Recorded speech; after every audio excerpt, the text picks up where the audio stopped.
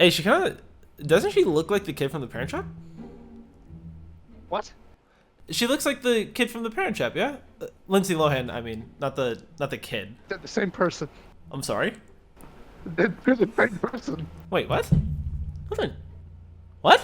Netflix, I have a genuine question for you. What on earth is going on, guys? I know Netflix movies tend to be on the lower end of the sliding scale of quality, but this was in Netflix's top 10.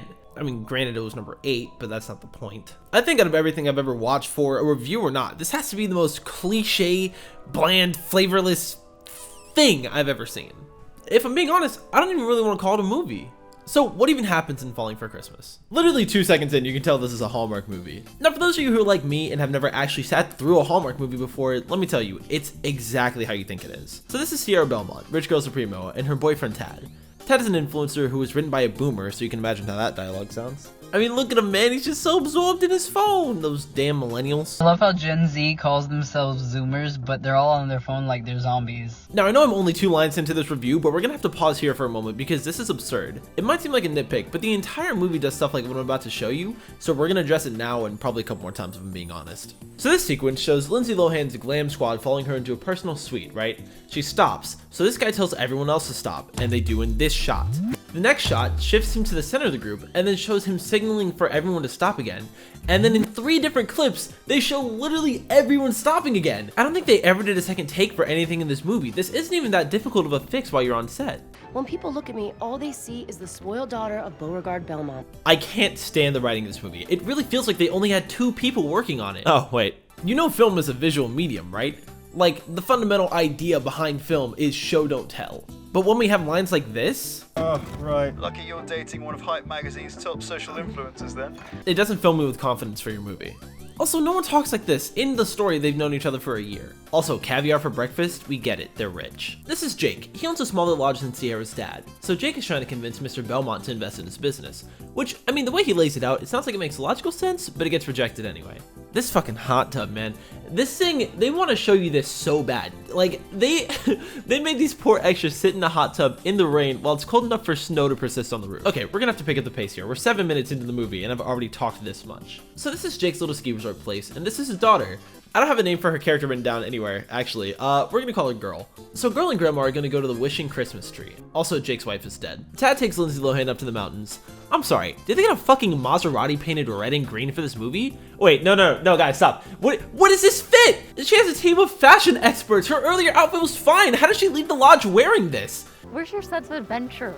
You wanna do another take of that? Maybe clear your throat a little bit? No? Yeah, why not? Just throw it in the movie. So back to Tad and Sierra. After they pass the Scooby-Doo live action CG, they get up to the top of a mountain so Tad can propose to her. Meanwhile, in the town below, Girl makes a wish. We don't know what for. And real deadass Santa happens to be there, so he uses the wind to throw Sierra and Tad off of the mountain. She should break her ankles here, but nah, this movie doesn't know how ski equipment works. And then she slams her head into a tree and is picked up by Jake, and Tad leaves the movie for a bit. Nah, cause I'm editing this right now, right? You can see the wire they used to do this fucking stunt. Who got paid to edit this? Sierra has a minor concussion and complete amnesia. Like, she doesn't know her name, birthday, nothing, from a minor concussion. I don't think I need to tell you this, but that's not how that works. The details don't really matter here, but the long and short of it is that Sierra ends up going with Jake to stay at his lodge. Okay, I've ignored it up until now, but the plot point this movie hinges on doesn't make any sense if you've had a rational thought before. Jake's business is failing, right? But how? This building is gorgeous. It's right next to a super popular skiing destination during the best time of the year for winter sports. And the dude running it is basically a local celebrity because he's such a nice guy. There isn't a snowball's chance in hell that this place is failing right now. Maybe during the summertime, but around Christmas? Anywho, you wanna see the raccoon puppet they used for this one joke? Yeah, me either. Tad finds a small hut in the wilderness with Best Boy Ralph in it. Hang on, wait, no, watch this weird cut. Of course, in my room. Thank you. Did someone actually get paid real money to edit this? Oh man, Girl's mom died. I wonder if she needs a new maternal figure. If only someone could give her dad a shot. But he's just a humble lodge owner. It couldn't be Sierra though, because they're from 2 totally different worlds. Every time they show me this hot tub, I'm gonna make you look at it. I'm not gonna reuse a single shot. I think the actor for Jake really wants to look like Chris Hemsworth. I don't think he does, but like, he sure is trying. Man, Sierra doesn't know how to complete simple tasks. Aren't we such clever writers? Wait a minute, is that a bidet? Because like a regular toilet wouldn't be able to, right? That's not how a toilet works. I know what literally no one is thinking. How's the Ralph and Tad plot going? They're walking towards society, and Tad is questioning his own sexuality. And I forget to mention that the horse's name is fucking Balthazar. I'd introduce myself, but I have no idea who I am. Can tell you I'm pretty much a useless human. Can't do anything right. I hate to interject, but as I'm editing this, I realize that this scene is, like, kind of impossible. So Sierra leaves this scene because she fucked up doing the laundry. She then immediately goes outside to meet Balthazar, and then Jake is there! Did he fucking teleport? So Jake has the idea to take Sierra and girl to the street fair, because they might run into Sierra's family. Literal, actual, deadass Santa is at the street fair, and they point out his sleigh, like, a lot, so that might be important. I don't know, dude. Man, Jake is just such a caring and giving guy. Sure, it's a shame that his wife died of some random sickness. If only there was someone who could fill that void in his heart. It couldn't be Sierra though, because she might be in a relationship with someone else that she forgot. Okay, admittedly this one's a nitpick, but I don't think she'd be able to remember the lyrics of Joy to the World. Also nitpick, she's trying to sleep, Jake. Maybe turn off some of the lights in her room, like the 2 lamps, the fairy lights, the Christmas lights, and whatever else is in this corner off screen. Maybe it'll save your failing business some money too, but who knows. So Sierra's starting to feel something towards Jake. The next morning, she's just flawless at all the stuff she failed at the other day. Anytime there's a skiing scene, they just jumble cuts from like 6 different hills together, and if it was done well, I could get it. It isn't done well. I cannot believe someone got paid to edit this together. That's actually insane. So they go to a toy drive, and Jake teaches Sierra how to wrap a gift. He literally doesn't wrap it. Like, they use 3 separate props for it. I'm not gonna show you the extended scene because of like copyright, even though this video is probably already getting claimed. But if you were to watch a movie called Falling for Christmas at the 54-minute mark, you cannot tell me he wrapped that gift. After the tour drive, we get the most ham-fisted mistletoe scene, with the most awkward almost kiss I think I'll ever see. You can see him rock back 10 times! Hang on, go back. No, I forgot to mention the dumbest line in this movie. Right before the almost kiss happens, Jake goes, Think you're gonna remember any of this when you get your memory back? Jake, or the director of the movie, or the writers, which one of you goobers thinks that memories work like a save slot in a video game? If I have amnesia, and I make a memory, if I get my memories back, I don't suddenly forget everything I learned after I got amnesia. I'm glad this is like a throwaway line and not a plot point, but why would you write a movie about this if you don't understand how it works? So Sierra wants to set up a fundraiser for the lodge. So the grandma pulls up the records of everyone who's ever stayed at the hotel for the last 3 decades. Man, Jake is such a nice guy. You can really see him struggling with the concept of him losing his business that he and his dead wife built up. If only there was some if only there was some redheaded mommy with a rich dad that could help him out. Oh man, Christmas Eve party setup montage. I love it here. Okay, but like, look at this place. There's no way they're actually going under. Oh look, it's the hot tub again.